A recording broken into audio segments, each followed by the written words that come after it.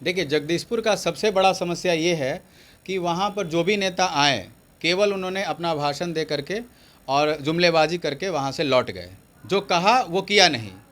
जो आज बहुत बड़ी समस्या रोज़गार से संबंधित है, या फिर जो किला का मैटर बहुत दिनों से चल रहा है, सभी नेता कहते हैं कि हम किला को दर्जा दिलाएंगे, उसको पर्यटन स्थल घोषित करवाएंगे, लेकिन मुझे लगता है कि मैं 15 सालों से देख रहा हूँ, अभी तक उसका कोई रिजल्ट नहीं आया है। कि औरों का भाषण देना काम है और हमारा मुद्दा काम है। हम केवल एक मुद्दे को पकड़ के आगे चलते हैं और भोज भात खाने के लिए हम यहाँ पर नहीं आते हैं।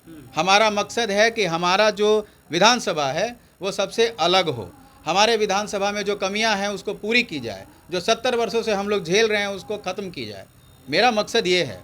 हम पूड़ी भात खाने के लिए और न्योता पुराने के लिए यहाँ नेतागिरी करने नहीं आए हैं। हमारा मकसद है कि हमारा विधानसभा चमके और हमारा विधानसभा जो पिछले 70 सालों से ढकेल दिया गया है उसको आगे की ओर बढ़ाया जाए। बिहार विधानसभा चुनाव के नज़दीक हैं और आज हम लोग जगदीशपुर विधानसभा सीट पर बात करेंगे।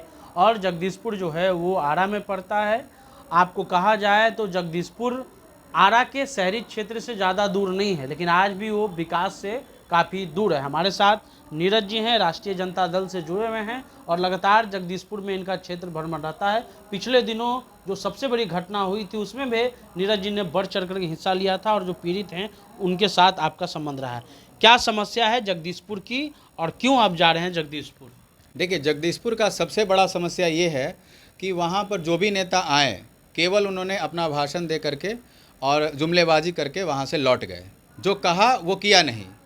जो आज बहुत बड़ी समस्या रोज़गार से संबंधित है, या फिर जो किला का मैटर बहुत दिनों से चल रहा है, सभी नेता कहते हैं कि हम किला को दर्जा दिलाएंगे, उसको पर्यटन स्थल घोषित करवाएंगे, लेकिन मुझे लगता है कि मैं 15 सालों से देख रहा हूँ, अभी तक उसका कोई रिजल्ट नहीं आया है। तो मेरा पहला मकसद है कि हम उस किला को पर्यटन स्थल घोषित करवाएं, जिससे हमारा बहुत सा फ़ायदा मिलेगा।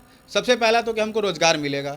वहाँ जो भी हमारे लोग इधर उधर भटकते हैं, पलायन होता है, तो हमारे जगदीशपुर में ही बहुत सारे रोज़गार मिल जाएंगे जब वहाँ किला का कार्य होना शुरू हो जाएगा। क्योंकि किला आएगा तो वहाँ से बहुत सारा पर्यटन स्थल बनेगा, होटल खुलेंगे, खाने पीने से संबंधित बहुत से रोज़गार पैदा हो जाएंगे। तो हमारे क्षेत्र के जो 30-40 हज़ार रोज़गार युवा हैं जो रोज़गार के तलाश में बाहर होते हैं, तो उनकी बेरोज़गारी खत्म हो जाएगी। इसलिए भी तो उम्मीदवार हैं वहाँ, आप और बिल्कुल अलग क्यों हैं?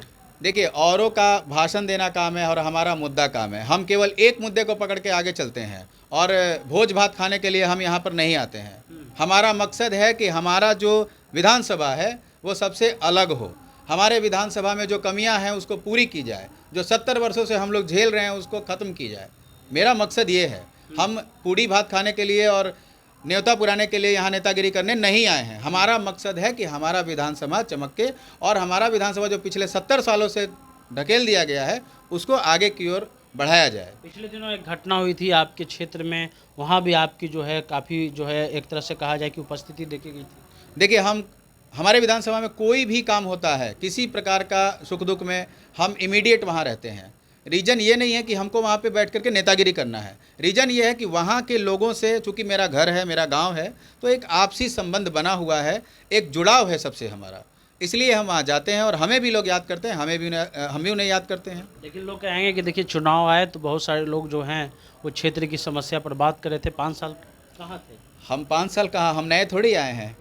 2015 से लेकर के लगातार हम अभी सक्रिय हैं और 2015 से लेकर के अभी तक मुझे लगता है कि कई गांव में, जो ऊपर आप लाइट देखते होंगे, जो फंडिंग वगैरह सरकारी फंडिंग होता है उससे वो लगाया जाता है, लेकिन मैंने व्यक्तिगत रूप से वो लगाया हुआ है। कई गांव में ट्यूबवेल की व्यवस्था नहीं थी, सरकारी माध्यम से हमने उसको कराया है। तो कहीं मेरा लोभ नहीं था और ये जो काम हुआ है वो पिछले 3 वर्ष पहले हुआ है, आज नहीं हुआ है।